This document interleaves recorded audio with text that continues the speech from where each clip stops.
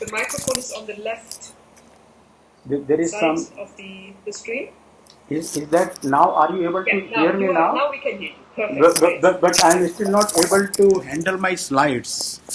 I see. Okay. This is some. From here, no? Okay. Control from here.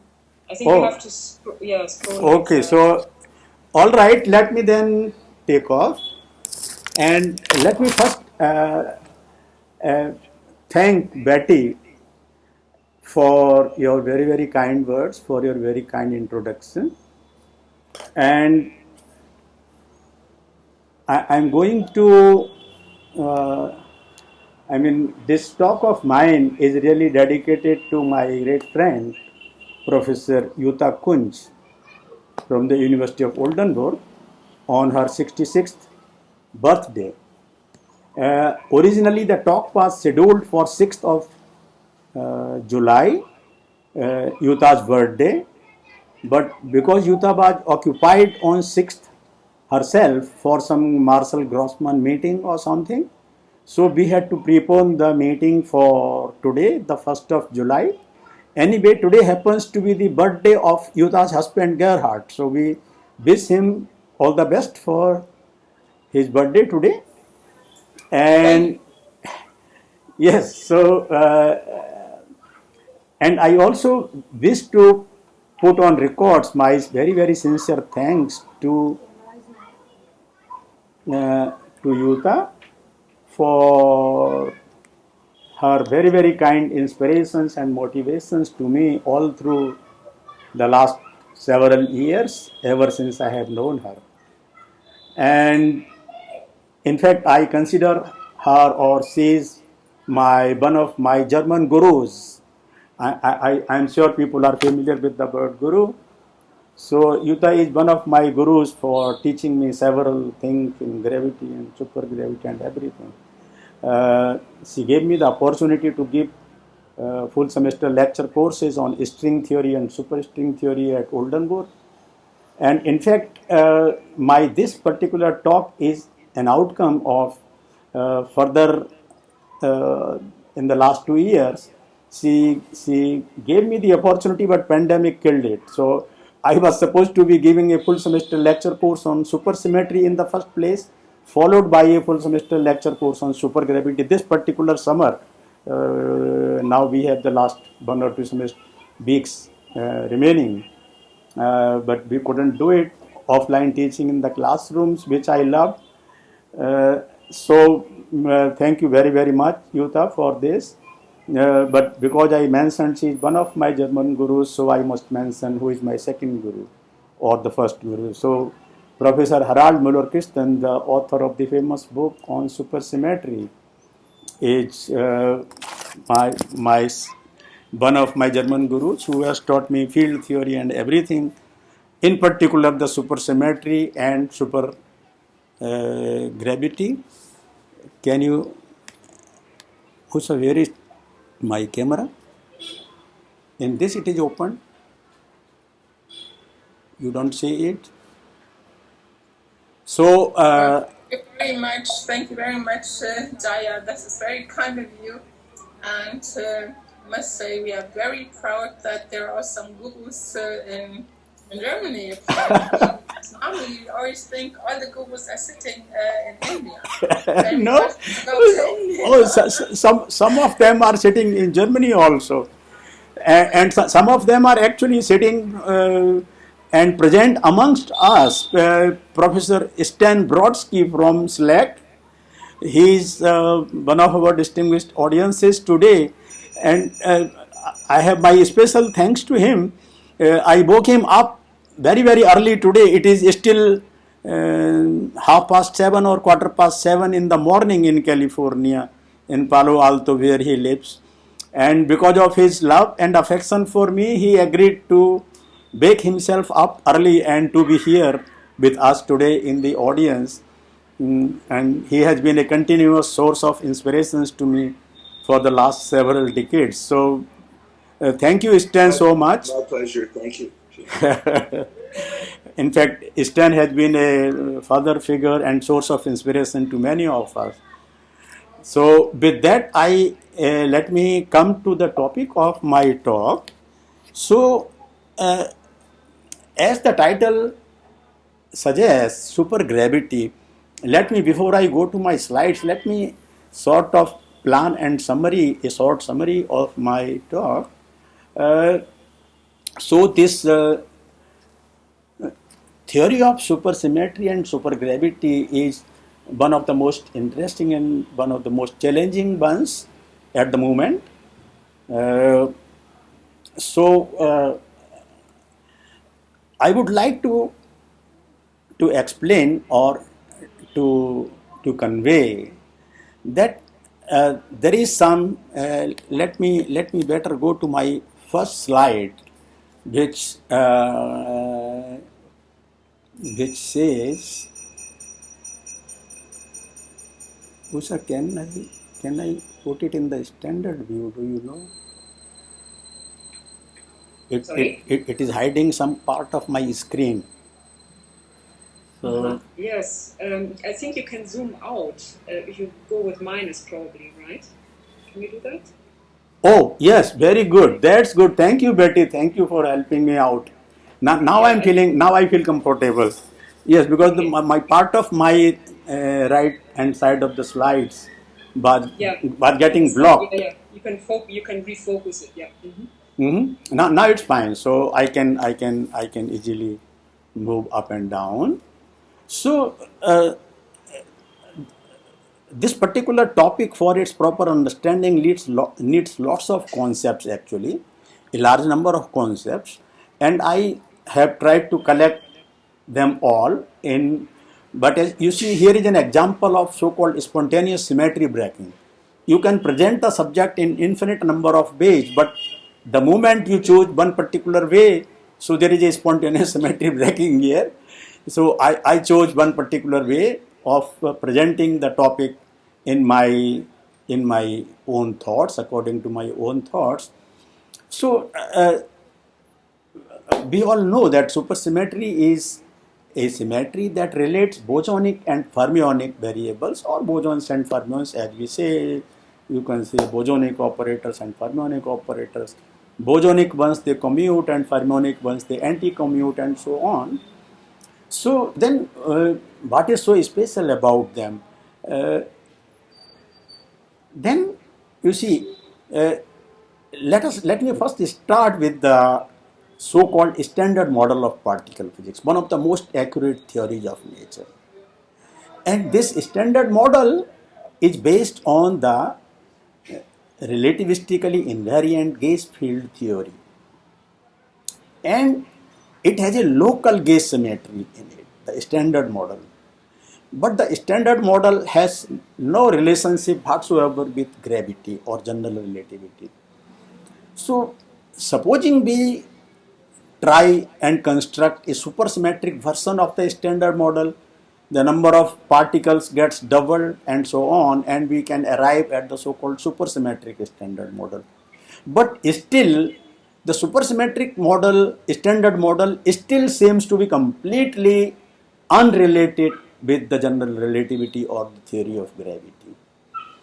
So, you see, gravity is one of the most successful theories of nature, just like standard model or its supersymmetric version called supersymmetric standard model.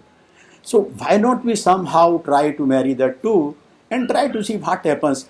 Initially, people tried to do that with special theory of relativity and quantum mechanics, and they arrived at so-called quantum field theory.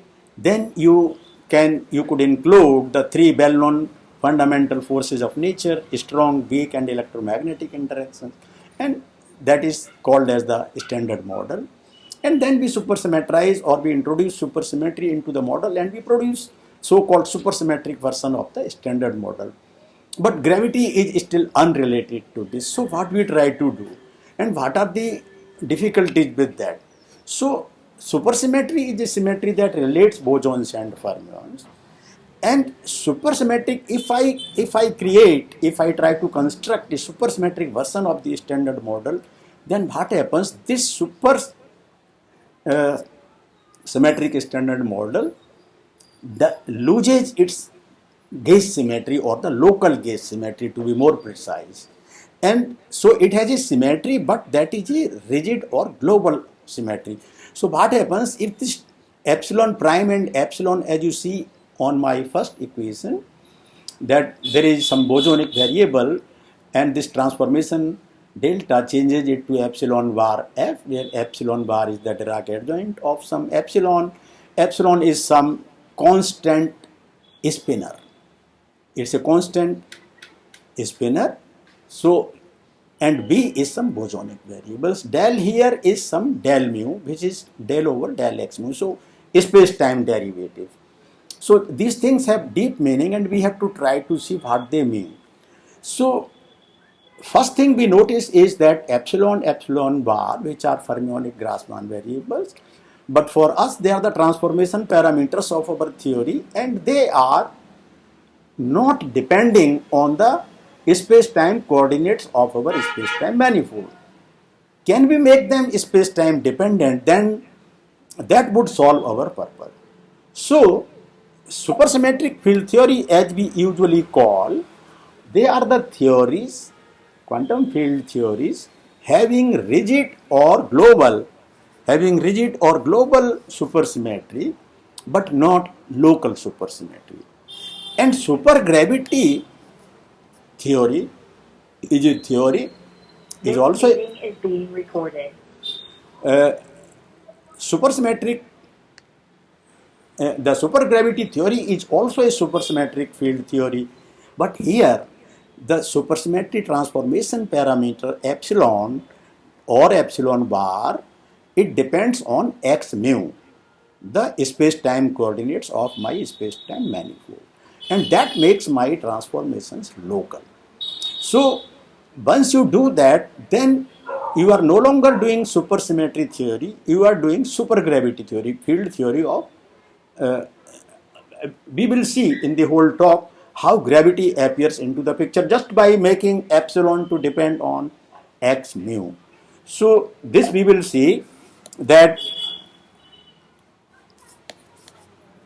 So let us first perform a simple dimensional analysis on this transformation. So delta is dimensionless, B has the dimensions of L to the power minus 1 and F has the dimensions of L to the power minus 3. Very simple principle guideline is that whatever action you write in whatever dimensions, the action has to remain dimensionless. That is the only criterion. Through that you can fix up the dimensions of everything else. So, and delta has dimensions L to the 0, dimensionless. Transformation parameter epsilon or epsilon bar is fermionic and this has dimensions L to the power minus 1. So it's a constant Grassmann variable. Now how it happens? Using dimensional arguments on delta B equal to epsilon bar F, and we know the dimensions of B and F. So epsilon then seems to have dimensions L to the power 1/2. Okay, if you like in terms of mass, then this would be m to the power minus 1/2 because L and m, the dimensions of L and m are inverse of each other. L is m inverse or m is L inverse. So you can always convert with whatever you are used to. So now we go to the second transformation equation, the delta F equal to epsilon delta V. So this delta is a del mu, which is a space-time derivative. So this particular thing here plays a very, very crucial role. You see, it has several meanings. That it is by having a space-time derivative of the field here, it's no longer an internal transformation. Then it becomes a part of some extended Poincare transformation, Poincare symmetry. So this is one thing. And now, if I perform two consecutive infinitesimal rigid global supersymmetry transformations, by rigid and global, I mean epsilon 1, epsilon 2, they are constant Grassmann spinors. Okay, they are not depending on x mu. Now, then we can easily see that anti-commutator of delta 1, delta 2 on B gives me A mu D mu B. And this actually, presence of this, you can write the presence of derivative of B is on the right hand side is really, I will derive it later on, that you arrive at some kind of a relation, anti-commutation relation for the something called as the supercharge. QA QB bar is twice gamma mu P mu. So P mu here is the field momentum, okay, for field momentum of the theory, or it is the generator of the Lorentz transformations, Lorentz translations, okay. So the presence of del V, space-time derivative of B, gives me P mu here. And so this QA is the so-called supercharge of the theory, which is the generator of the supersymmetry transformations. This we will see that the definition of QA, when I will derive it for Best-Jumino model, you will see that it involves this epsilon or epsilon bar, which is constant Grassmann spinner. But when I construct a supergravity theory, then it will depend on the X mu. Okay. So Poincare algebra gets extended to so-called super Poincare algebra. I will show the expressions little bit later. And this I think I have already said. So Q is going to be fermionic because Q is directly proportional to epsilon or epsilon bar.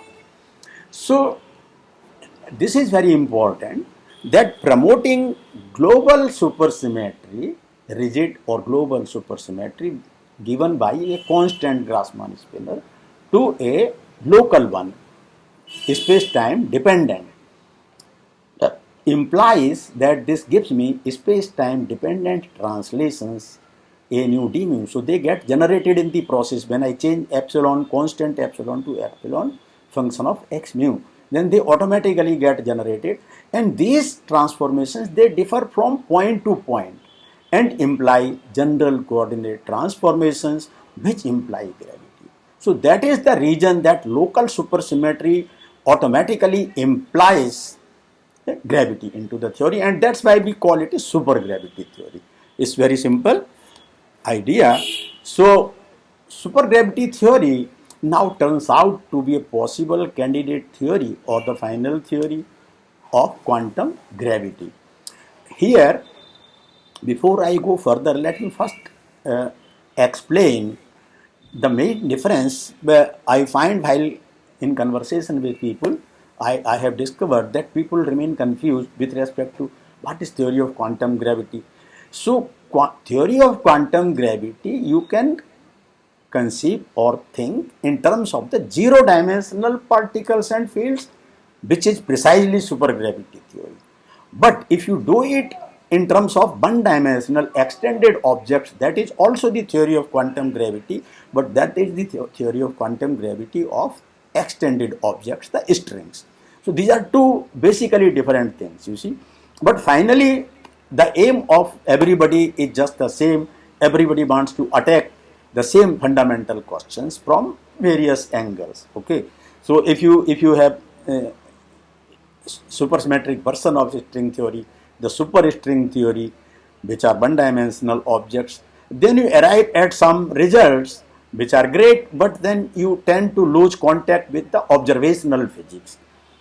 Here, this theory, supergravity theory, is directly based on the zero-dimensional particles and fields. So this is a field theory of zero-dimensional particles and fields, and string theory is a field theory of one-dimensional objects called string. This is one thing. So now we try to take the viewpoint that supergravity is the intermediate step between the possible final theory of particle physics, which could possibly the superstring theory, and the so-called supersymmetric standard model, which is connected with the observational physics at low energy physics. So the energy scales for these three theories, we have superstring theory, energy scales are E larger than reduced Planck mass, supergravity theory less than reduced mass Planck energies, and much less than the reduced Planck mass is what we call supersymmetric standard model. So this K, I am introducing a coupling constant K, which I would use in my Feynman diagrams. This goes as the square root of Gn or 1 by mp. And we need to notice that this is 10 to the power 18 GeV. So, and this comes here in the denominator. So, K is really of the order of 10 to the power minus 18 GeV. This is what we need to remember in supergravity. So, supergravity is also the low energy limit of the superstring theory. So, somehow after having a lot of people have been working on from various three directions, bottom up approach, bottom down approach, and so on. But the idea is to meet the experiment somehow. There are some smart people who can do it, and it's always a teamwork. Lots of people have to work. So the superstring theory could be the correct theory, but then energies are much higher. So below that scale, E less than mp, supergravity could be used as an effective theory. And energies well below the Planckian mass, they correspond to the so-called supersymmetric standard model. Now, this point I think I have already explained, that standard model has a local symmetry, is a gauge theory. Supersymmetric standard model is not a gauge theory. It does not have a local symmetry. It has only rigid or global symmetry. And supergravity is the connection between superstring theory and the low energy effective theory that might be tested experimentally. So, considering mass as the gravitational charge and graviton as the excitation of the gravitational field in Sugra I would be using frequently, but it means supergravity, and Suji would mean supersymmetry without local symmetry. So just like a photon is considered as an excitation of electromagnetic field in QED, one could extend QFT approach to gravity in terms of the supergravity. This is what we would like to see. So the Feynman rules and Feynman diagrams could be written correctly, exactly analogous in an analogous manner for supergravity, the theory of quantum gravity. The advantage here is that graviton couples with everything, including a photon. So, and through this approach of supergravity, one could understand several physical processes. In a short while, I will show you some Feynman diagrams and then try to convince you that the signals, experimental signals based on the theory of quantum gravity of zero-dimensional particles and fields called supergravity, they are too weak to be detected. So,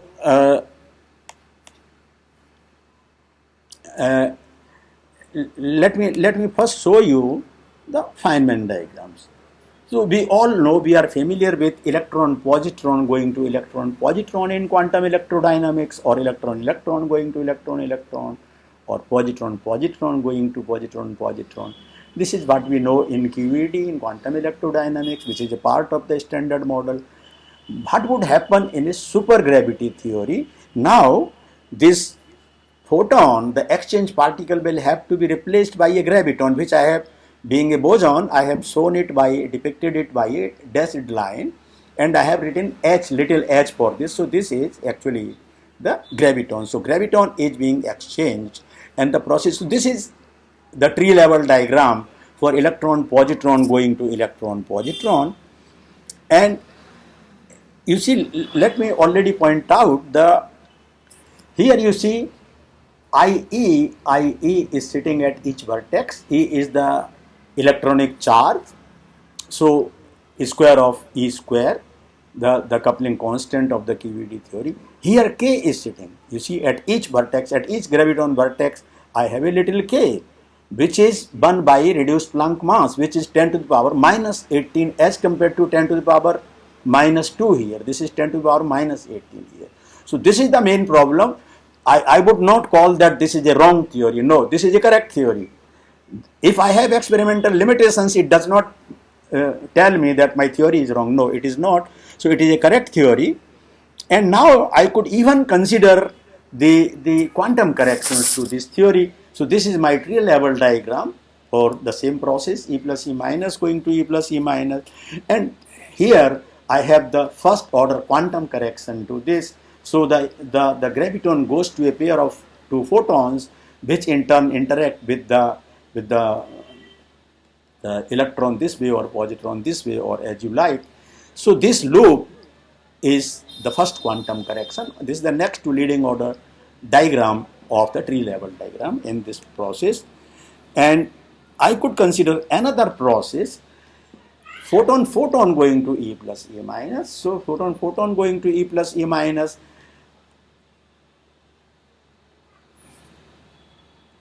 So okay, so this is the same process in fact. So whether you read it this way or you read it this way, so electron positron going to a pair of photons or a pair of photons going to E plus E minus. But okay, so this, no, I'm sorry, I got confused. In one case, it's electron positron going to electron positron. In the other case, it's going to a pair of photons. And again, the tree level diagram and the first quantum correction. Now you see, this was already 10 to the power minus 18 times 10 to the power minus 18, and here I have two additional vertices, QED vertices. So iota E and iota E sitting here, so E square. So another factor of 10 to the power minus 3 into 10 to the power already minus 36. So what happens that these experimental signals that could be, in principle, could be detected, they are too weak in this case to be experimentally detected. I do not know if my friend Anupam Majumdar has joined today or not. He told me he would try to join. So, but a couple of weeks ago in your seminar series, he presented a very beautiful talk on some experiments on quantum gravity, which was as compared to the Large Hadron Collider or Stanford Linear Accelerator Center kind of facilities, or even DAISY kind of facility. His experiment, one could call it as a tabletop experiment, some tiny things which he can sit down and do in Groningen, and he made a good progress. So I would convey to him that perhaps he should not give up on those, but I would add some new things for him, some new homework which he could perhaps take up.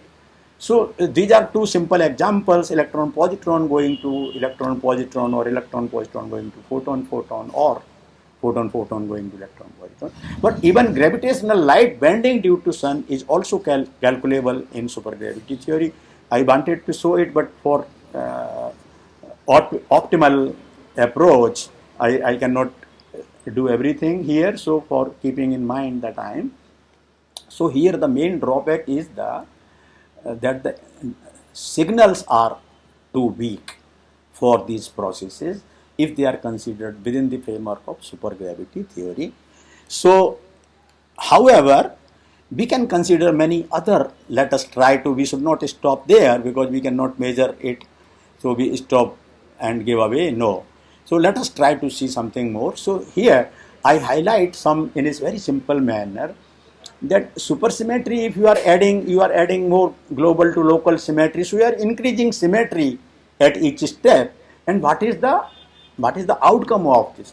So I illustrate with a very simple example of the self energy of a Higgs.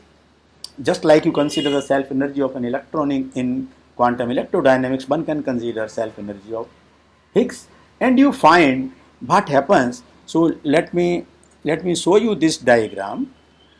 So here a Higgs is propagating and it emits a W boson and reabsorbs it at a later point of time. So this is the self energy diagram of a Higgs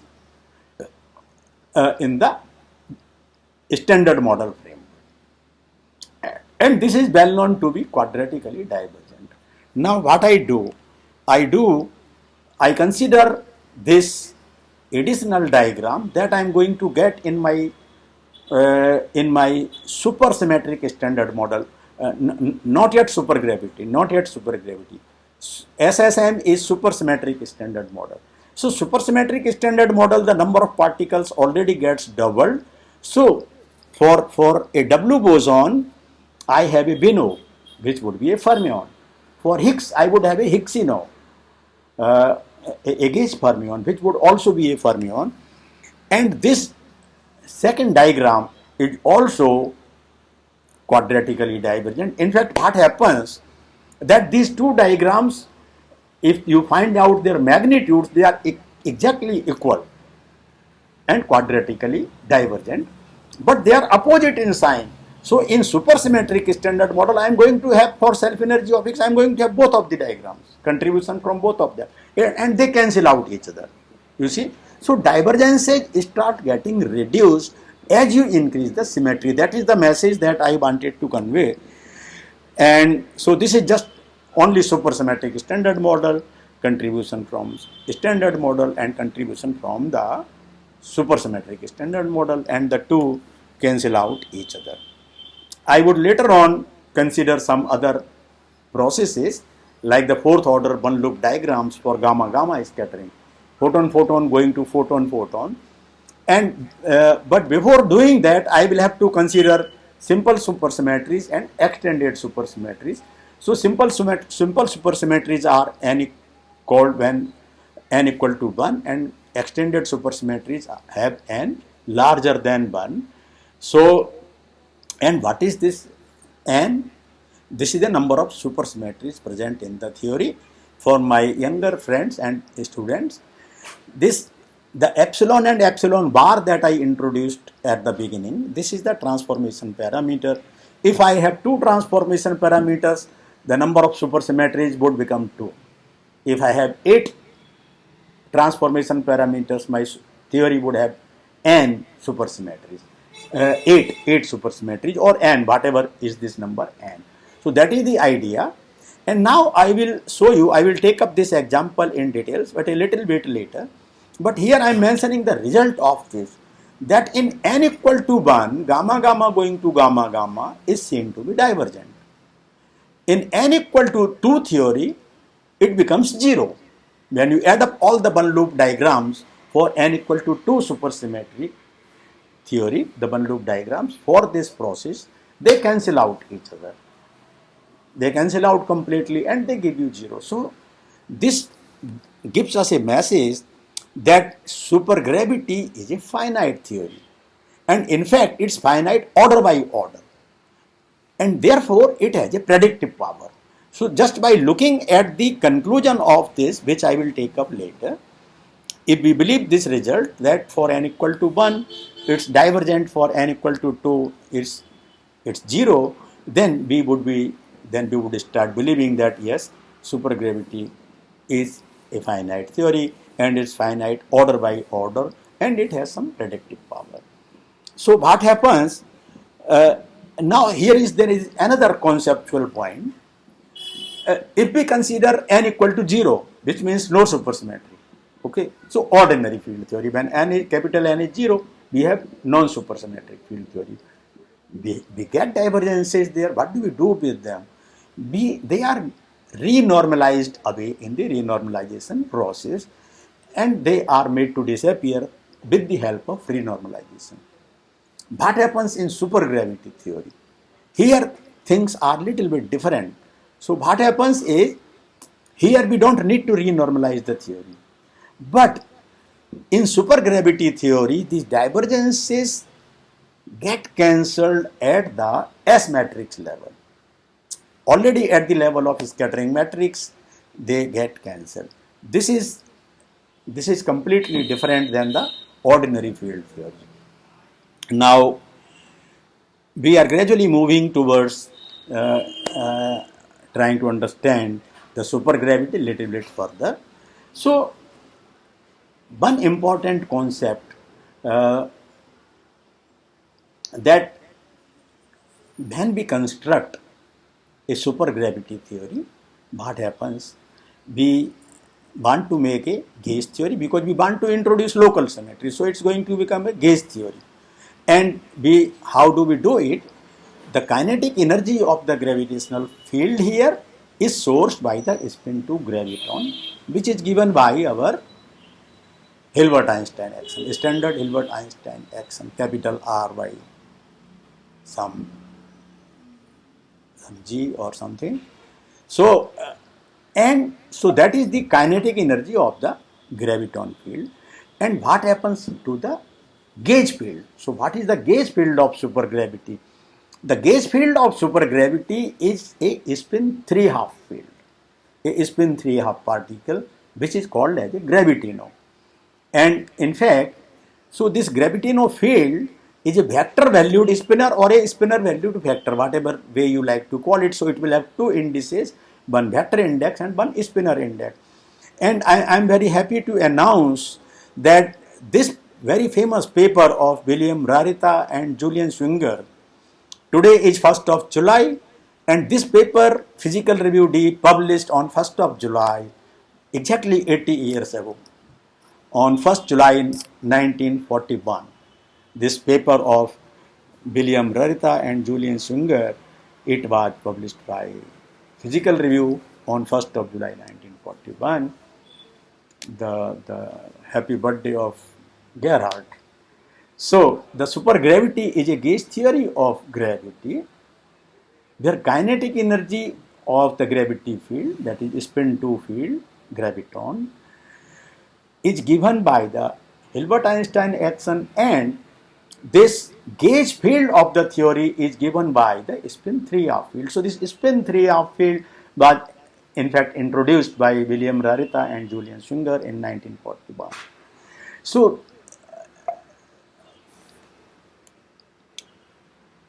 here this gauge field, you see, unlike the three other interactions, where in QED theory the gauge field was a photon. In QCD theory the gauge field were given by the 8 gluons. In electroweak theory the gauge fields are given by W plus, W minus and G0 as they are called, and they were all bosons. Here the gauge field is going to be given by a spin 3/2 field, which is a fermion. So it's a gauge fermion with spin higher, spin 3/2. So this is one thing.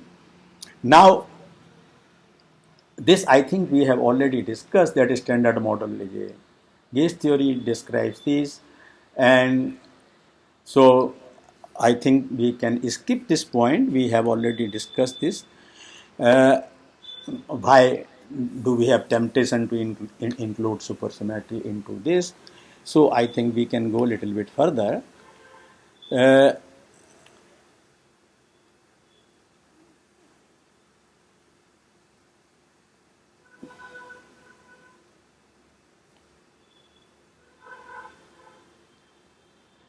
So yes, so we come to do the slide number 17. So this the gauge field of in the gauge field in the supergravity theory turns out to be a spin 3/2 field, which is denoted by psi mu. Alpha mu is the vector index, alpha is the spinner index, and it in the usual way I will show you the relevant mathematics. How do we do it?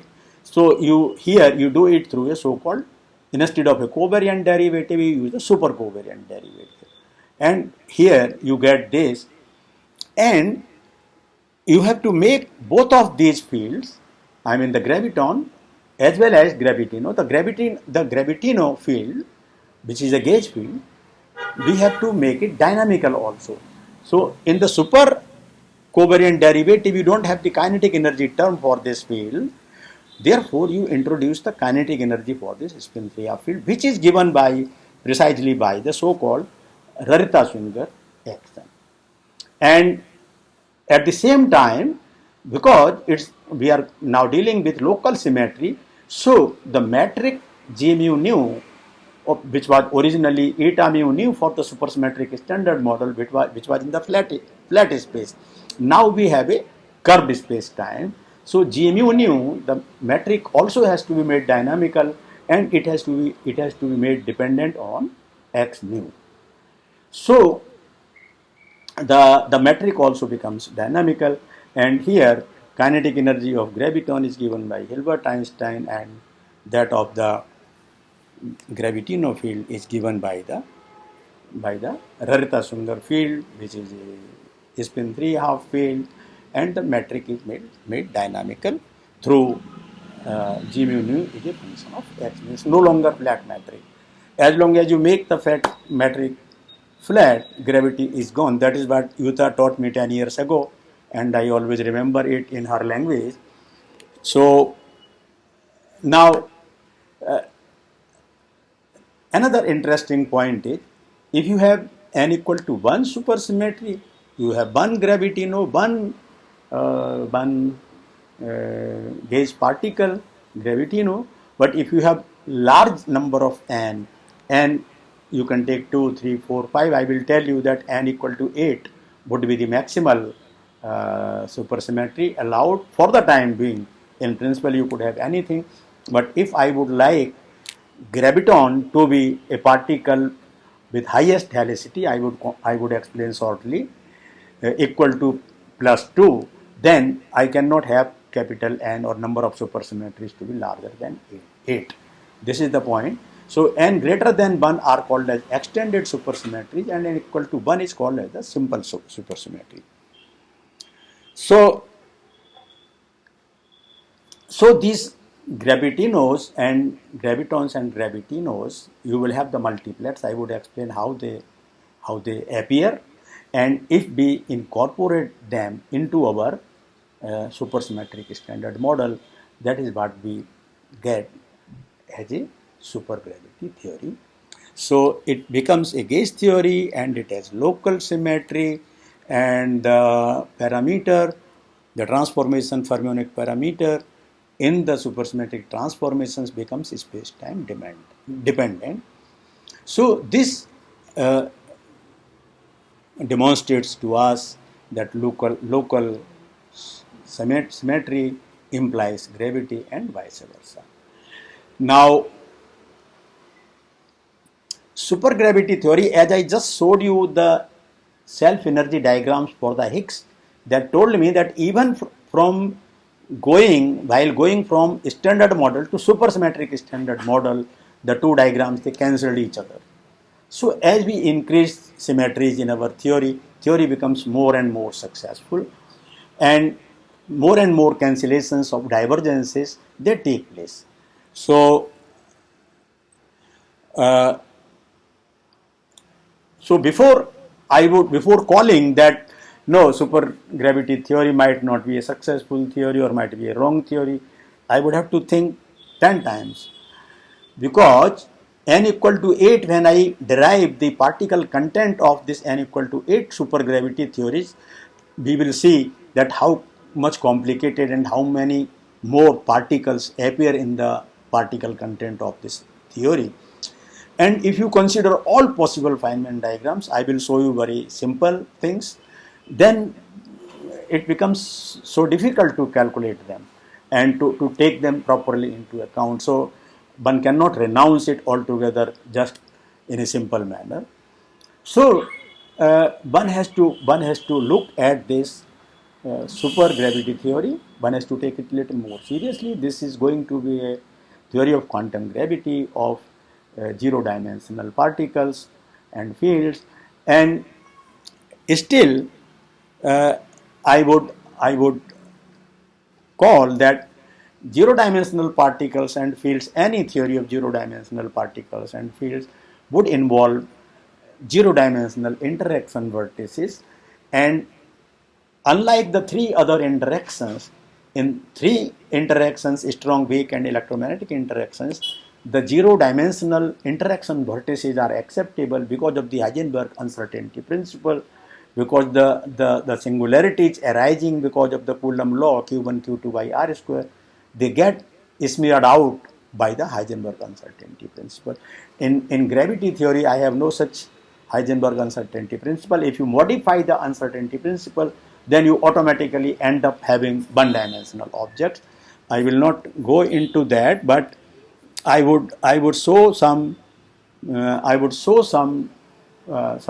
fundamental diagrams, and I would refer For the details, I would refer to my own video lectures that were given at the University of Oldenburg on string theory and superstring theory. Almost more than 50 hours of lectures are there lying on my YouTube channel. So, what happens in QED theory or in standard model, the vertices are zero-dimensional vertices in quantum field theory. In one-dimensional, in string theory and superstring theory, they get replaced by such kind of vertices. Here this is open string going to two open strings, or other way around, two open strings going into one open string, or one closed string going to two closed strings, or vice versa, this way. So then I could consider, let us say, electron-electron going to electron-electron, that is the diagram in QED, with the exchange of a photon, and here you have it in the string theory, your vertices are now spreaded. So what happens here, that if you are too much afraid of making calculations on n equal to 8 supergravity theory, and you want to assume that, oh, I don't know, maybe I will be lost into a jungle, and I want to get rid of all divergences, then of course the only route available to you is go to string theory and then go to low energy compactifications of higher dimensional string theory to get back to observational physics. So, but I would not go into the details of this because the topic of my talk is, I am advertising supergravity at the moment. So, also,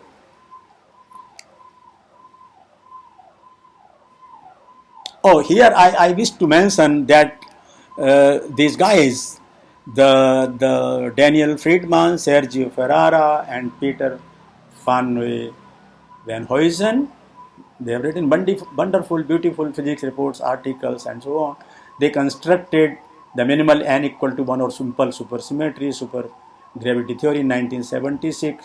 These three people, they got the Fundamental Physics Prize in 2019, and so-called Special Breakthrough Fundamental Physics Prize. And these other guys, Stanley Desser and Bruno Zumino, they got left out.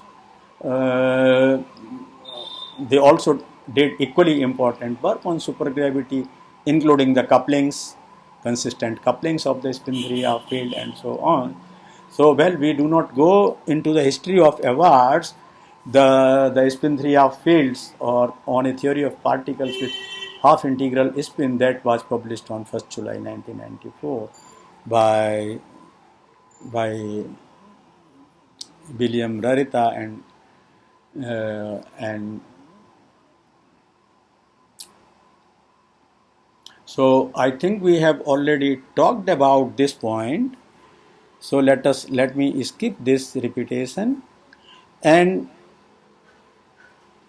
yes, this we can go to the construction of supersymmetric standard model and then going to the construction of supergravity theory. This is very interesting and very, very challenging.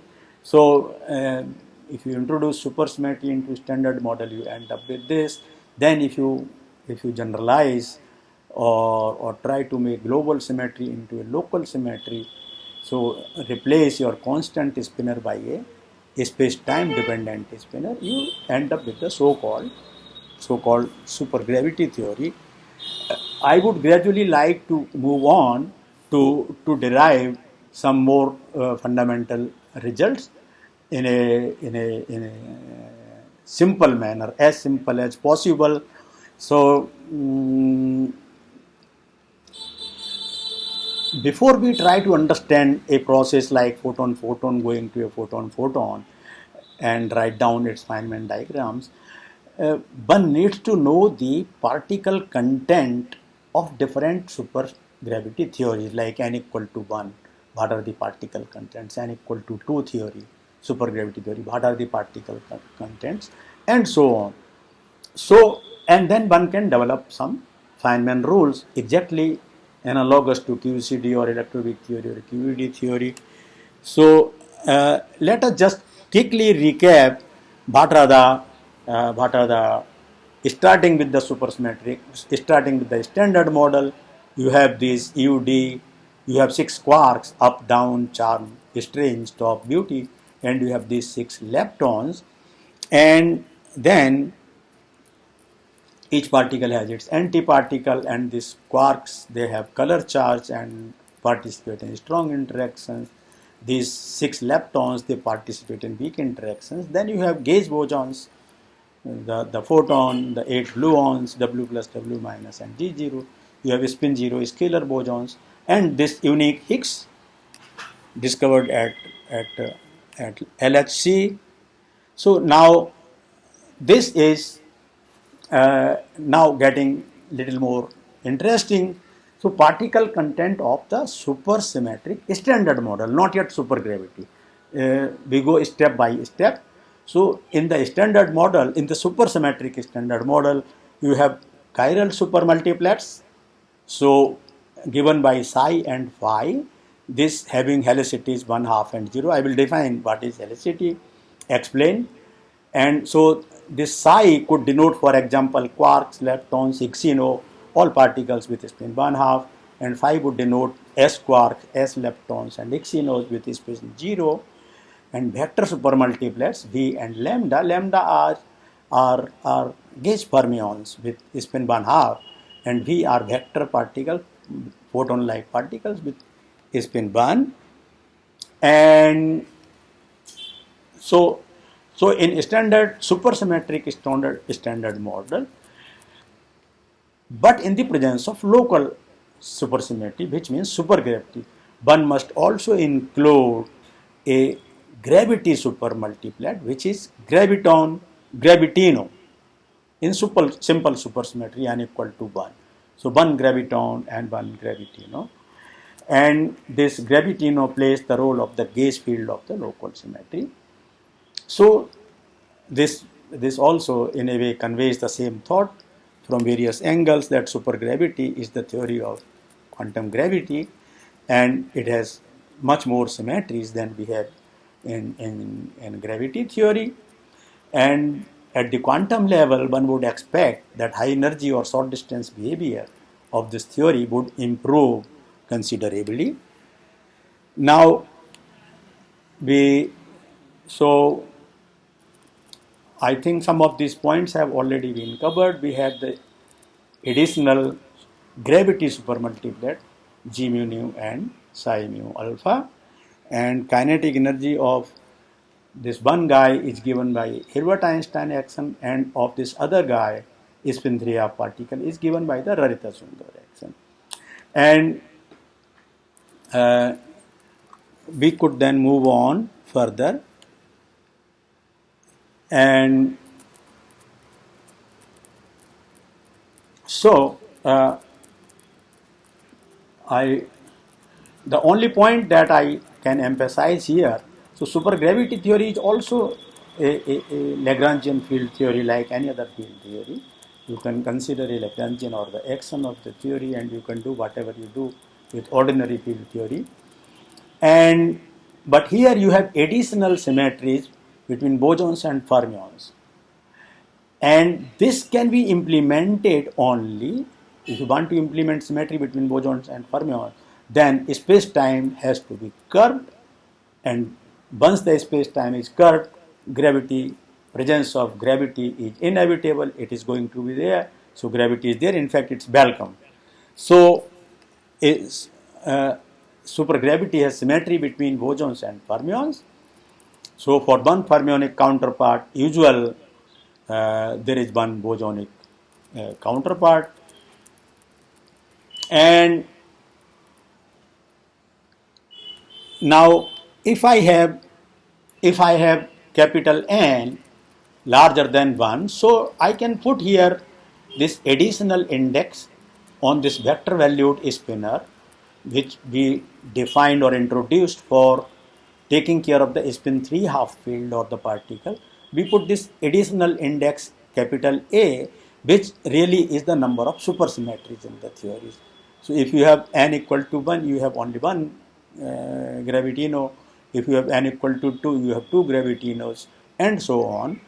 So if you have n equal to 8, and these definitions I have already given.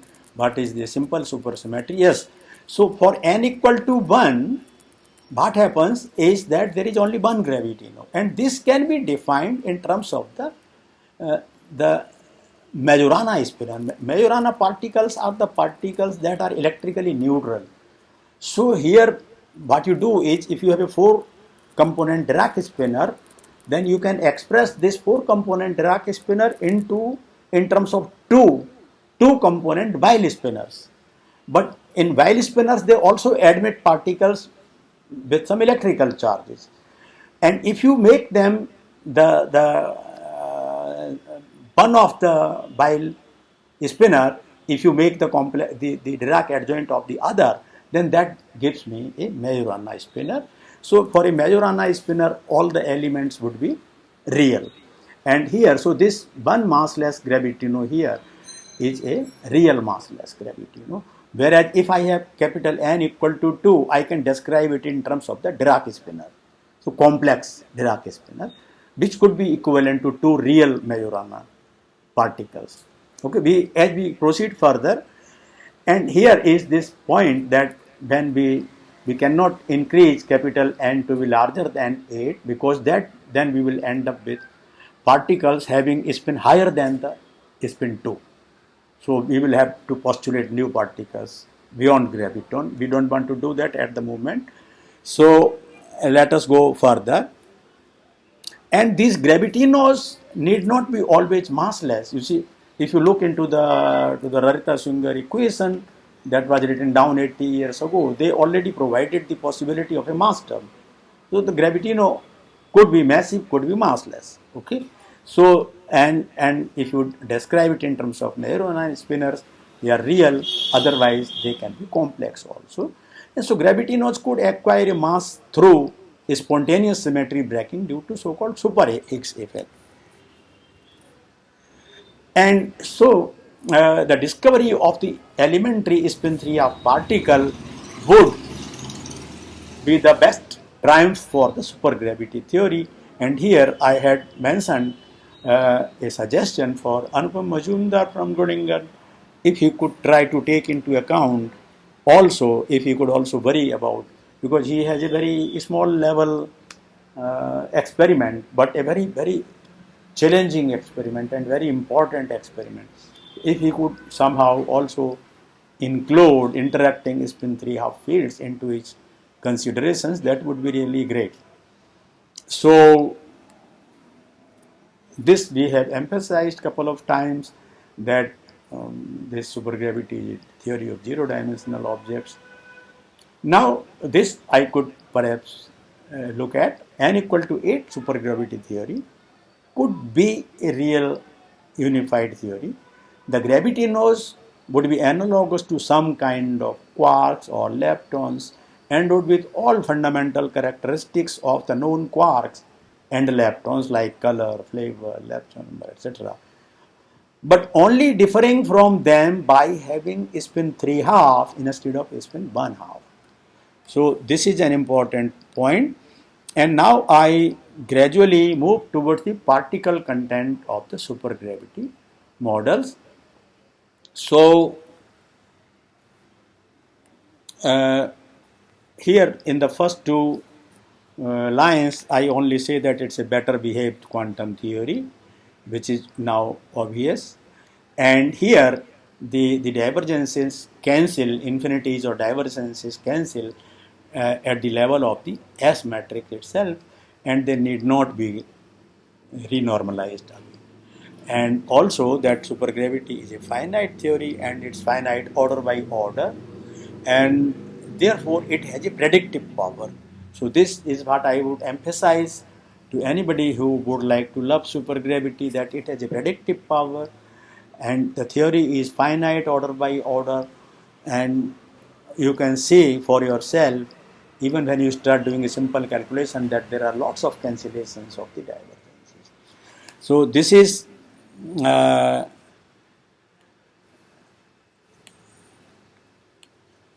now only the last line is important, how to construct a local symmetry. This is very important. I am going to give some concrete examples. For this we use the so-called Neodus procedure. Amy Noether, favorite friend of Yuta, as well as ours, very fundamental work done by Amy Noether, and now we make use of it for supergravity. We used to teach it in classical mechanics, but it's useful everywhere. You cannot do anything without Noether, Amy Noether. So let us consider a very simple example, action or Lagrangian of a massless complex scalar field. I am considering massless, so there is only kinetic energy term, and this you can verify in 2 lines that this is invariant under so-called global transformations. Why? Because this beta, the transformation parameter beta, which is bosonic here, is a constant. So this theory remains invariant under this. So this is some global U1 symmetry, which is a kind of a phase shift on the fields. Now we want to gauge this theory. So what we want to do? We want to construct a theory with local symmetry. So what we want to do? We want to change beta to beta of x. X is x mu. We want to make it dependent on the space-time variables. The Noether tells us the method or the procedure that you replace your derivative d mu by covariant derivative d mu and introduce this gauge field A mu. However, if you do that, you have already succeeded partly, but not fully, because this field A mu is not yet dynamical. So what you have to do? Additionally you have to add this kinetic energy term for this gauge field A mu here, and therefore now my modified Lagrangian or action becomes this kinetic energy term for this gauge field A mu as well as my earlier kinetic energy, but in terms of the covariant derivative. You see, this precisely we are going to use this for the construction of supergravity theory. Now you will see that this is invariant under local transformations, where beta is now not a constant but is a depending on x mu.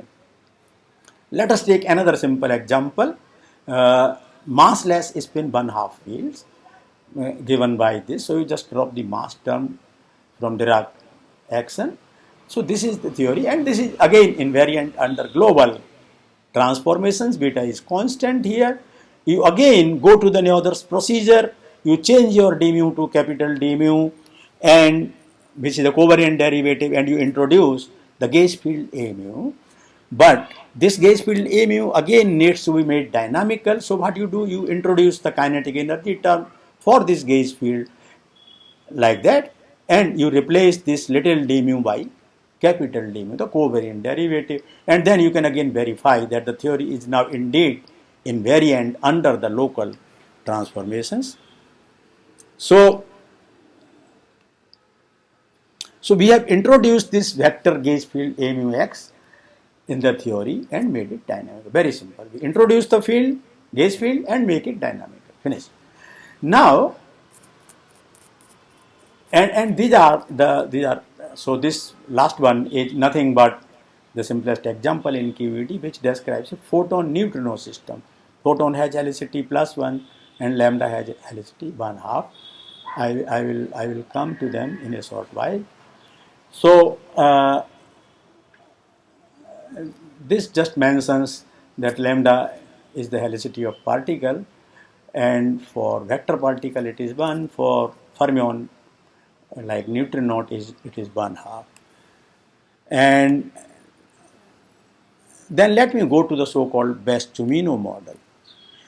So this Bastumino model, before I show you its action or Lagrangian, let me just mention a few words about this Bastumino model.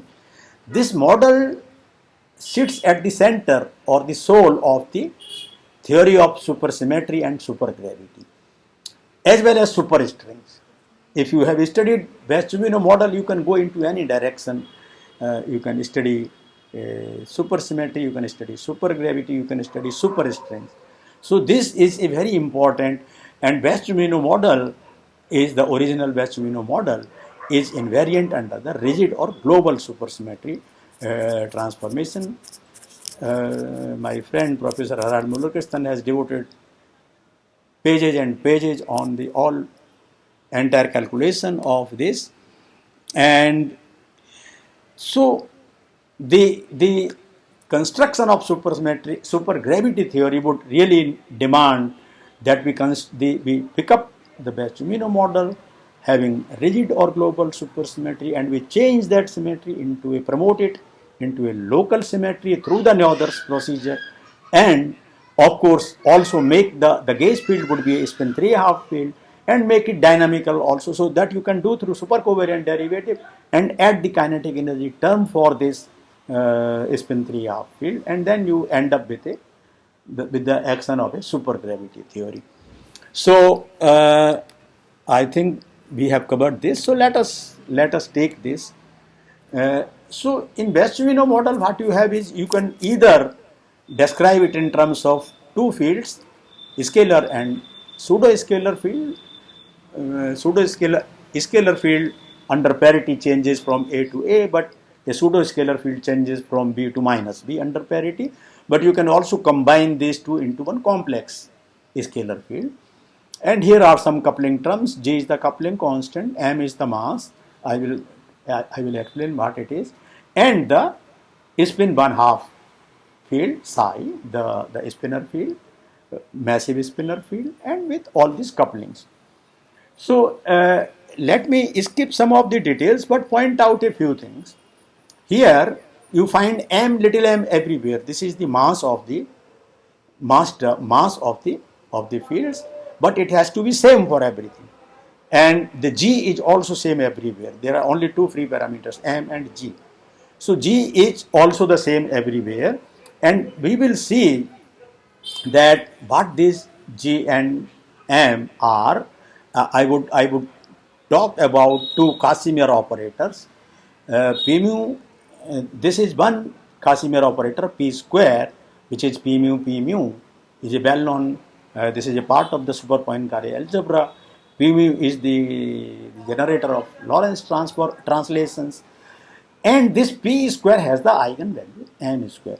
You see, when you talk about the supersymmetry breaking, then what you do is, if you change these m's, if you give different masses to different fields, for example, then your supersymmetry would be broken. So this particular Lagrangian here, there is no supersymmetry. The supersymmetry is intact. It's not broken at all. But as soon as you change m, or you give different couplings, for a square should have different coupling than b square or a to the 4 or a into a square. This should have a different couplings. So as soon as you introduce different couplings for these, you see, so coupling is a product of any three fields, and the coefficient that appears there is the coupling. So as soon as you, here it's m and g, supersymmetry is intact, not broken, unbroken supersymmetry.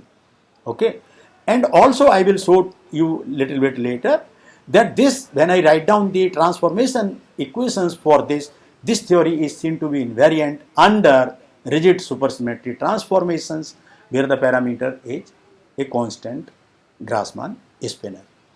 And this m I have explained. So we can simplify our life little bit. If I set G equal to 0, then that becomes a free Bastumino model. So that G I have set equal to 0. To make life simple, I can little bit later I can even set B equal to 0. So I will have one scalar field and one fermionic field, and that may be enough for me to explain the main point that I wish to explain. So you can write down the supersymmetry transformations. Here epsilon bar appears and epsilon appears, and you see the delta psi and delta psi bar are actually not independent. You can obtain one from the other. Every day I feel grateful to Professor Murakrishnan for teaching me these things and having infinite patience with my minus signs. You see here del mu is again the space-time derivative of these fields appearing here. So this again tells me that these transformations are nothing but a extended super Poincare transformations. Any theory would be a supersymmetric theory if it satisfies the super Poincare algebra. And here the symmetry presence of d mu here and d mu here this tells me that this is going to be a case of extended super Poincare symmetry. So this point I have explained. We can skip this. Let me say a few words about this supercurrent. You can construct out of this, calculate in the usual way the conserved current. Here you will find epsilon bar here and psi here. So this is eventually involves a product of two fermionic fields, epsilon bar and psi. Epsilon bar here is constant Grassmann spinor. Okay, if epsilon bar appears to the left, then it's a row matrix, and something psi that appears here is going to be a column vector. So I construct this, I take out epsilon bar here, then this k mu is my spinor charge density. Its time-like component is going to give me this, much talked about QA, the spinor charge. This is the spinor charge density. And this, now you can explicitly verify this relation between write down QA and QB bar and calculate their anti-commutator. The calculation is not 1 or 2 lines, but it goes into a few pages, but you can eventually end up with 2p mu into gamma mu. So this again tells me that my Bess-Steimino model is a supersymmetric field theory, and one more point, that it's an example of a non-manifest supersymmetry. What is non-manifest about it? It's not so visible. You see, you write down the x and you don't see supersymmetry anywhere. I will show you another example where you will see the supersymmetry. So that would be a manifest supersymmetry. This is an example of a non-manifest supersymmetry. And what else? So that's it.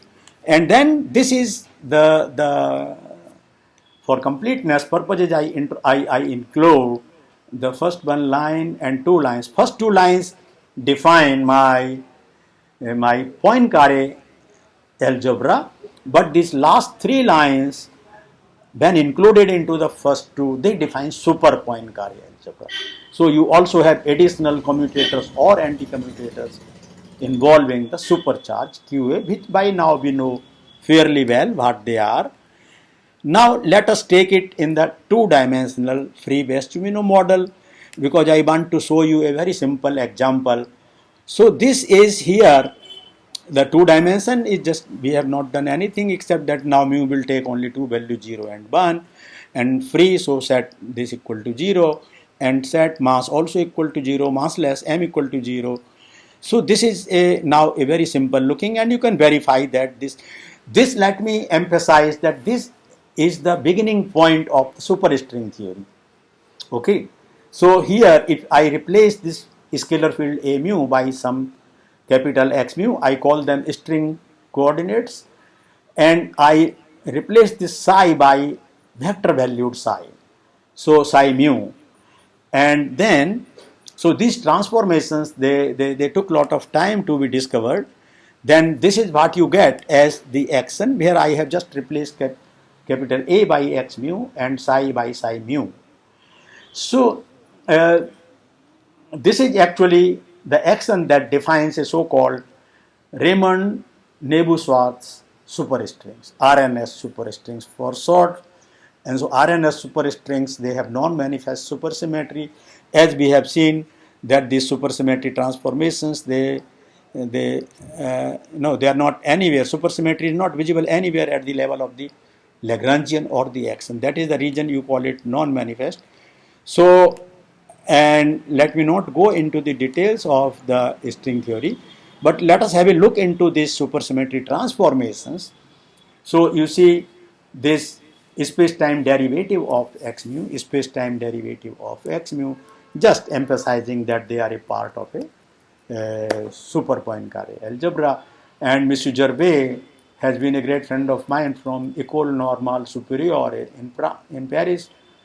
During his visit to India, we traveled around a lot. And so Gervais and Sakita, they got these equations in 1971, Goldfund and Lichtmann, they independently got them around the same time.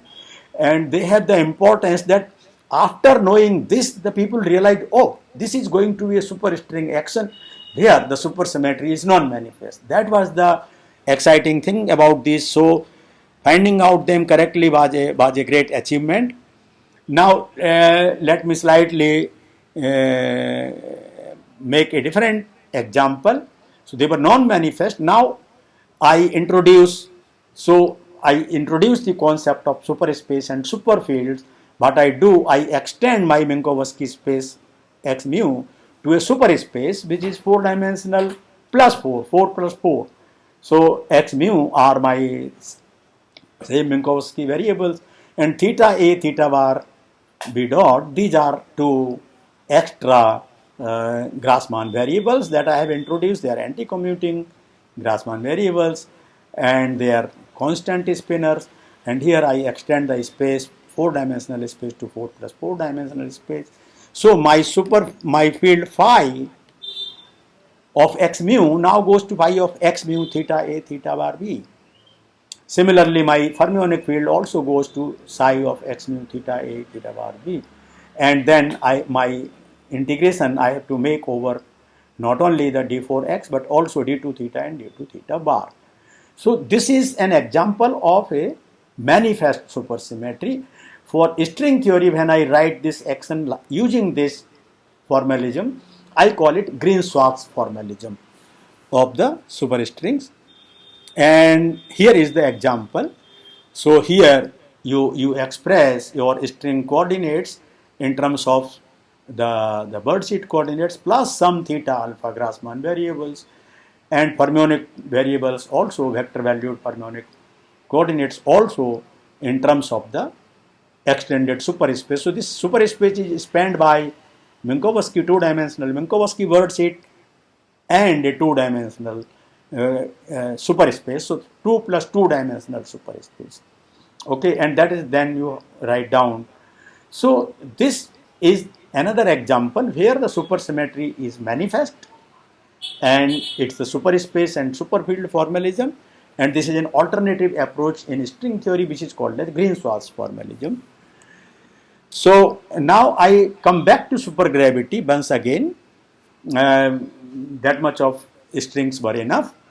So now I want to talk about this very simple but very famous Pauli-Lubansky polarization vector W mu, which is defined through this relation in terms of the Lorentz translation, generators of Lorentz translations P mu, and generators of Poincare transformations M mu, where you get some Lorentz bursts and angular momenta out of this. Now W mu is seen to be proportional to P mu. So its time-like component W0 is, I have put the proportionality constant lambda here, which is not related to any other lambda that I have talked so far, but there is a limitation of the variables. So this comes out to be P dot J, where this is the 3 momentum and 3 angular momentum. So here then I can define this lambda is precisely the helicity of massless particles. And what is so special about this Pauli-Lubansky vector? Pauli-Lubansky vector is also one of the Casimir operators in the supersymmetry theory or superstring theory, because so a Casimir operator is an operator whose square commutes with M mu nu and P mu. That is a basic definition. But then why am I talking about this here in this context? Because there is a very fundamental relation. P square has eigenvalues M square and W square has eigenvalues minus M square into S plus 1. So the eigenvalues of these Casimir operators, they are directly going into the definition of the supersymmetric action of a supersymmetric Best-Jumino model, or whatever model you construct later on for superstring theory or for supergravity theory. Best-Jumino model sits at the center of the core of the things. So these Casimir operators are very important there, and these eigenvalues are M square and minus M square into S plus 1. So we will see that the representation theory, in the representation theory you talk about mass M and spin S without really any reference to any particle. So if you look into the representation theory of Poincare and Lorentz algebras, you come across this M and S, which in particle physics they really correspond to the mass M and spin S of them, and this constant of proportionality is going to play a very important role. This is going to define the helicities for us. So let me take up the concrete examples of concept of helicities. Scalar helicity would be lambda equal to 0, fermion helicity would be lambda equal to 1/2 and minus 1/2, vector helicity would be 1 and minus 1, and this vector spinor gravitino helicity is going to be 3/2 and minus 3/2, and tensor helicity is going to be 2 and minus 2. Now let us try to derive. Ryan? Yeah. I interrupt you. Sorry to do that, but we have come now up to the end of the time slot, and I know that some people have to leave. Yes. You can continue talking, and I leave the sort of thing on. But I know, for example, that Jutta has to leave. Yes. No problem. So, would you allow me to continue? Wrap up or something like that, and then, or if you want to continue talking, that's fine with me. Okay, so No. I think I would not make it long, but let me continue. I prefer to continue. Yeah, but there might be some people then leaving. That's the point. Yes, so when they like, we always have opportunities to repeat or do something. Okay. Okay, good. So let's have this approach. I would not. I would try to make it shorter. Okay. So, but okay, from you as well as from me, let us make the people feel free and they can leave as and when they like. Is that okay? Yes, exactly. That's okay. Fine. Some students who have Fine. some appointments now and some lectures and so on. That's yes. fine. Yes. So I try to make it short. Maybe I try for at least 10 minutes. Let me see how far I go. Can Yeah, I? sure. Can, I will stay here. It's fine. That's just to let you know that some people might be leaving. Oh, that's fine. That's fine. So we shouldn't teach them everything in one day, so that they feel lighter. Okay. So let us take n equal to 1 supersymmetric standard model. So supersymmetric standard model or SQED would imply no gravity, and here the particle with highest helicity is photon or vector-like particle with helicity 1. And if there is only one supercharge, it annihilates this state to give a new state with spin helicity reduced by 1/2. So, for example, a photon neutrino system. But supposing I have n equal to 2, then I have two supercharges, and they can separately annihilate the state as well as they can annihilate together. So they give me a spin 1/2 state, two different spin 1/2 states. So two neutrinos, one photon, two neutrinos, and one scalar. Let me then skip this example of 4 and instead go into the supergravity example. So in this is example of n equal to 4 supersymmetry, not supergravity, and here I have the spectrum. In the spectrum I have one vector-like particle, 4 spin 1/2 particles, 6 scalars, 4 spin minus 1/2 particles, fermions, and one vector with helicity minus 1. So in supersymmetric standard model, this is a kind of a complete theory with capital N equal to 4 supersymmetry, where you go from +1 to -1. And now, if I go to supergravity theory, then I have one supercharge, and I get, but the particle with highest spin is now a graviton. So this is annihilated once. It gives me a state with helicity 3/2, which is a gravitino. So what I get is a gravity supermultiplet consisting of one graviton and one gravitino. And if I have more supersymmetries like this example, n equal to 2, then I can annihilate this spin 2 state in two different ways. So I get two gravitinos. Q1 annihilates, Q2 also annihilates, and Q1, Q2 together. So the supermultiplet, gravity supermultiplet, is going to we consisted of one graviton and two gravitinos and one vector particle. And this actually is an example which was of interest to Mr. Albert Einstein. I will see, but we can talk about this. But if we have n equal to 4, then our supermultiplied, gravity supermultiplied consists of one graviton, 4 gravitinos, 6 vector particles, 4 gravitinos with helicity minus 3/2 and one vector-like particle. So one graviton, 4 gravitinos, one vector particle, 4 gravitinos, and one. This I should have written no. Okay, 1/2. So with helicity plus 1/2. So for supergravity theory, this is not a complete theory. N equal to 8 is the only complete theory. In n equal to 8 theory, what you have in the result, look at the last two lines. You have one graviton, 8 gravitinos, because 8 supercharges can annihilate this graviton state in 8 different ways. So you get 8 gravitinos, 28 vector particles, 56 spin 1/2 fermions, 70 scalars, and 56 fermions with helicity minus 1/2, 28 vectors with minus 1, 8 gravitinos with minus 3/2, helicity minus 3/2, and 1 graviton with spin helicity minus 2. So n equal to 8 is really the complete supergravity theory in my opinion, and therefore I personally do not prefer to make a statement that supergravity cannot achieve much.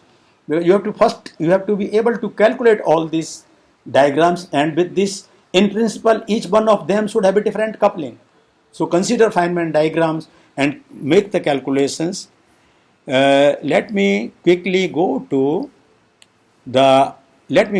some of these diagrams, like electron positron going to a gravitino anti-gravitino, or in n equal to 2 theory there are two gravitinos. So one kind of gravitino, another kind of gravitino, anti-gravitino, one kind of anti-gravitino, one kind of, and so on. And you can also consider diagrams like photon going to a pair of gravitinos of different kinds. In n equal to 1 theory, you do not have two gravitinos, you have only one gravitino. So you can invite the photino, a gaugino, also to participate in these diagrams for completeness, and you can make these calculations like E plus E minus going to psi bar. This is I have dropped the indices, and photino, anti-photino, and so on. So after this, let me then quickly go to, I am more or less done. I am at page 65. Now there are mainly these Feynman diagrams. So these are the fourth order. In a way, you have 4 vertices here and one loop diagrams. All of them only one loop diagrams, one diagram and the exchange diagram. So photon going to photon through the exchange of these photons and these gravitons. The exchange diagram. And these are other diagrams with photon going to photon. I am considering capital N equal to 2 supersymmetries through. So I have two gravitinos, psi prime, and their exchange diagrams. Then I can have this kind of diagrams with this kind of a quantum correction. This is another loop, but this is also a fourth order and one loop diagram. So all such possible diagrams you have to consider. Even these two diagrams you have to consider. They are being calculated already by brave people, and you find that if you sum them up, all of them, you calculate them individually, sum them up, what you find, the net result, you see, only the net total result that you get by adding all the similar diagrams is physically observable, not individual diagrams. So this comes out to be 0 times some infinite quantity. However, if you repeat this calculation for capital N equal to 1 supersymmetry, you come across a non-zero quantity here into some infinite quantity, and this infinite quantity happens to be identically the same as for n equal to 2. So n equal to 1 supersymmetry, supergravity theory remains a divergent theory, whereas n equal to 2, where I had, I will show you its contents again. This was what Mr. Einstein wanted to have. This photon, so electromagnetic field, gravity field, gravitino, and electromagnetism. So he wanted to combine electromagnetism with gravity. This is the concrete example, and where you get finite result for in a theory with n equal to 2 supersymmetries. And so more or less we can skip the intermediate things. N equal to 2 supergravity realizes the Einstein stream of unifying gravity with electromagnetism. I have, because in this you have one graviton, two gravitinos, and one photon. So gravity and electromagnetism, they get unified in this, and here you have either two real gravitinos or one complex gravitino. Okay, it depends on what you choose. So let me not highlight it further, but let me say that we could look at the extended supergravities n equal to 2 to 8 as extensions of general relativity without matter, in which the single graviton and gravitons, etc., so many vectors, we have calculated them explicitly, they rotate into each other either under supersymmetry or under UN symmetries. And another beautiful idea is to look at this graviton as a new superparticle whose polarizations are graviton, gravitinos, quarks, photons, electrons, etc., etc. So in this n equal to 8 extended supersymmetries, you can realize the unification of, and this n equal to 8 is enough supersymmetry to unify all the particles that we know till date. I mean, which means graviton as the particle with highest helicity equal to +2, and plus exchange particles and so on. So n equal to 8, if you go beyond n equal to 8, then you postulate new particles with helicity higher than graviton, that of the graviton.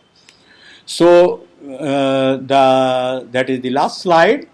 So Bess-Domino model remains at the soul of the theory of supersymmetry and superstrings. Eventually one might look into some higher dimensional theories and then their compactifications of the extra dimensions and so on. And but the aim remains to make contact somehow with the experimental physics, experimentally observable physics, which is either standard model or supersymmetric standard model. And at the end, so I have tried to show the importance of 1st July, the date of this talk, and the date of publication of this paper by William Rarita and Julian Schwinger, postulating the spin theory of particles, writing down their action, their field equation, and the field theory of the spin theory of particles, and we can couple it with the birthday of our friend Gerhard. With that, I close my talk with thanks to all the participants. I have my heartfelt thanks to all the participants, even those who have left the game. Never mind, but we remain grateful to all of them. And thank you, Betty, very much for your very patience. Very well. Thank you very much. I'll stop recording now, and then I'll you still want to have question answers? Yes. No, I get you the recordings at some stage. Okay. Are there questions? If you want to ask something, you can raise your hand or you type in the chat, whatever. Just go ahead if there are questions.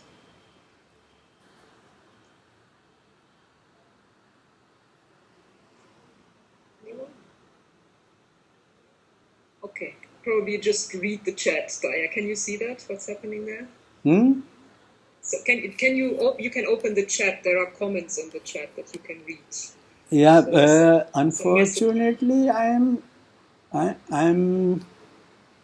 the chat is on the bottom. You have a thing that Yeah, you can actually, I was working with two laptops at the moment, mine as well as Usaj. So partly I was doing job from mine, but I wasn't properly connected. My laptop Yeah, was.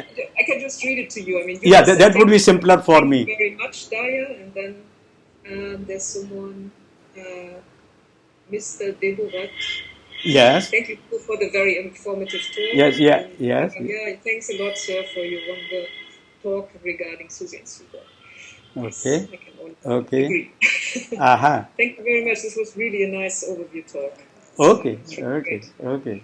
Maybe I can, if nobody asks a question, maybe I can ask a sort of Sure. Most welcome. personal question for you probably to answer. How do you think, or what sort of experiment do you think we would need to confirm that supersymmetry, supergravity, or whatever Yeah. is really there in nature? So actually, I suppose that you believe it's there. That's the point. yeah, I do believe intrinsically. I believe that it is there. It's one of the most beautiful symmetries of nature. So why should it not be there?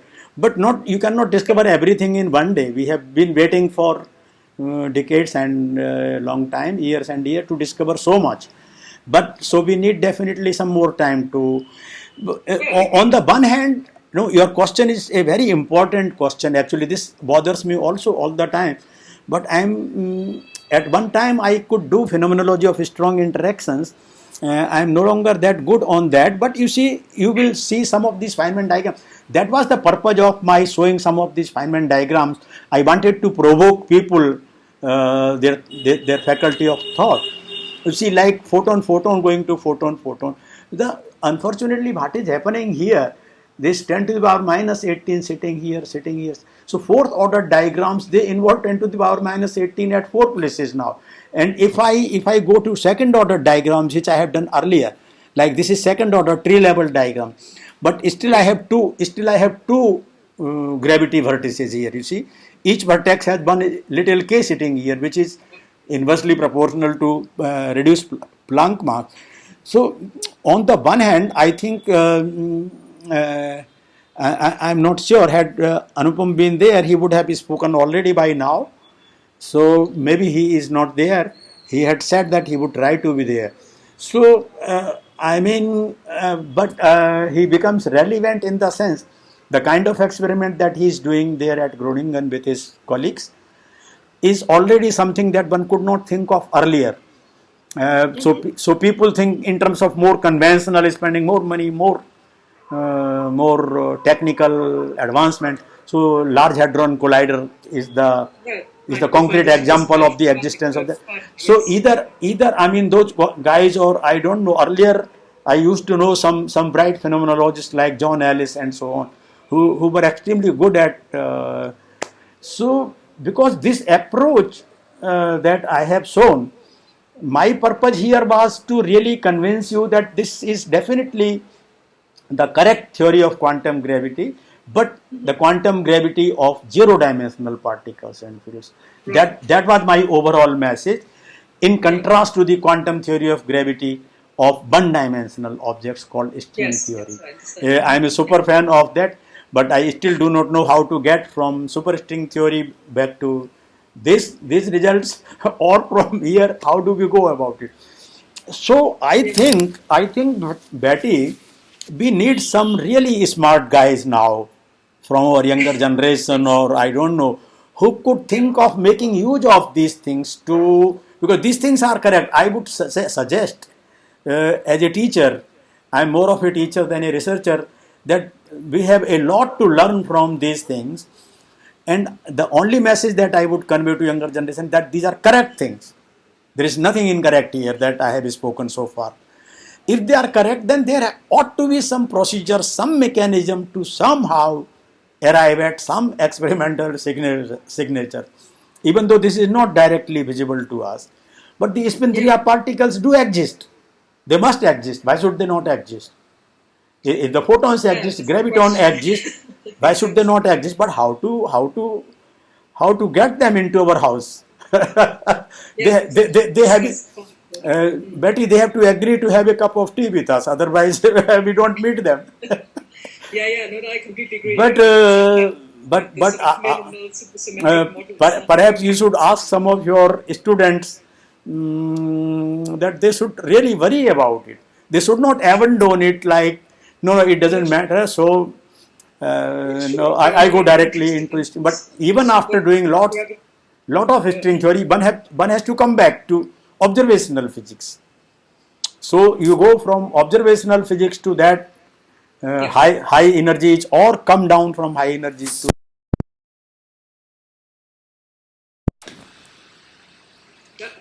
So, but I also really do not know.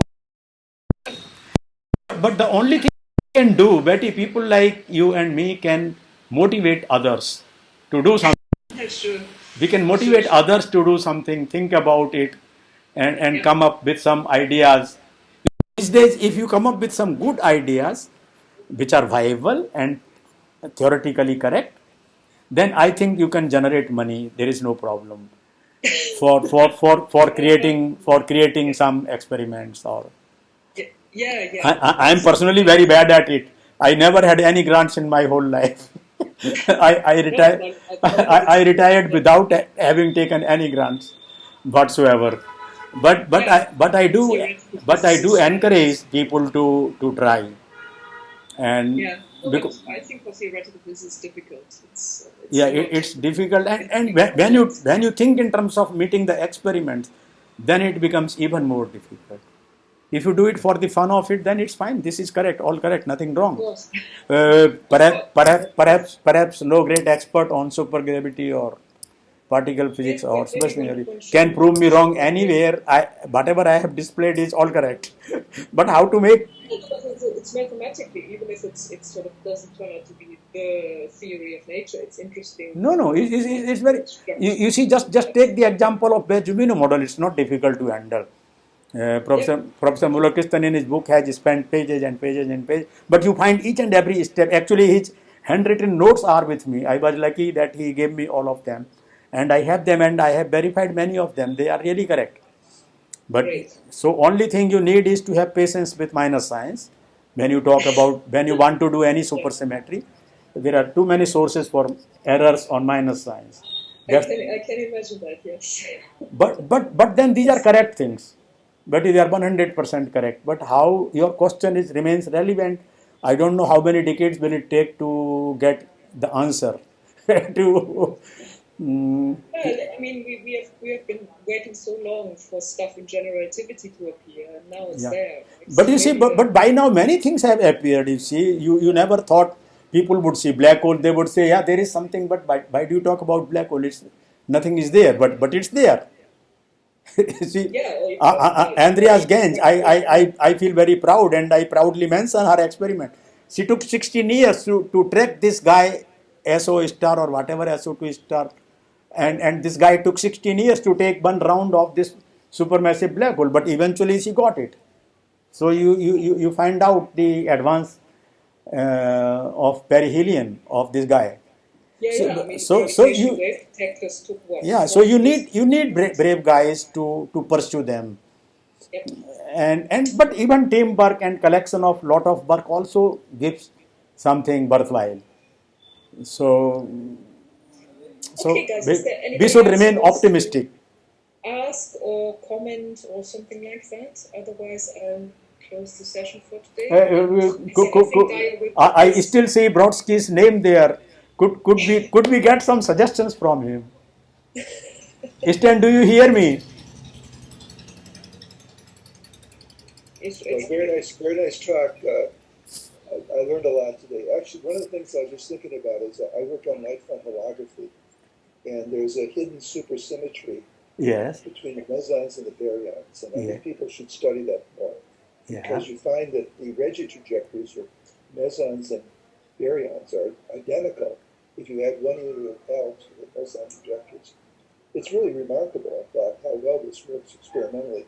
So it's a hidden supersymmetry between quarks and diquarks. Yes. So the spin a half quarks and the spin zero diquarks, for example.